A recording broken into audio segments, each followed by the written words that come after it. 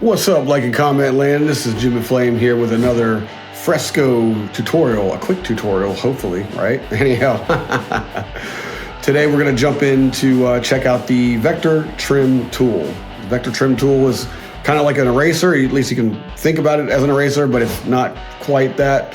Best thing to do is just jump right in and check it out and kind of see if it provides a good utility for you. I know it does for me, but yeah, make sure you like and subscribe to this channel because it is like and comment land, you know what I'm saying? So I'm not going to say further ado because everybody says that. Let's just jump right into Fresco.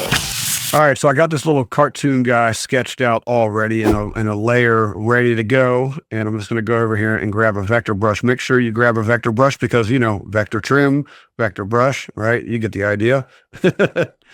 Vector brush, my favorite stock vector brush in here is the almighty G-Pen. Love it. Let's see here.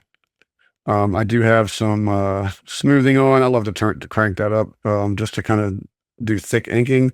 And for those of you that don't want to like necessarily go through this entire video, I'll show you what's going on here, right? So now I got this vector brush on the vector layer. Actually, real quick, let me bring the opacity down on this because when I go to start drawing over top of it, whoops. Layer opacity down. All right, so what's happening here is, I like using this as an example, right? Good old hashtag, #, whatever, right? So the little magic circle down here, as you can see, I don't have a pointer on it. I don't have a pointer on this thing, so make sure you can see the magic circle moving. That's what we're using here, right? So if I just tap in the middle and hold, it's just a regular eraser. Press, and then you kind of keep it pressed down and pull, so you have the circle just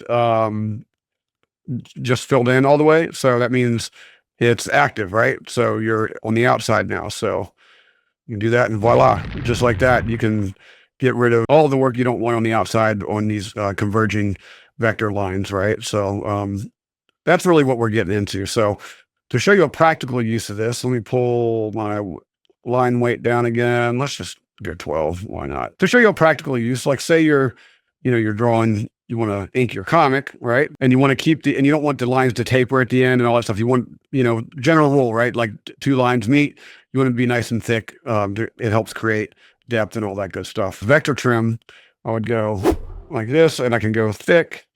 I can just start thick up here and just kind of like mess with my line weight all the way across. And this is the jaw line, by the way. Kind of come across thick again.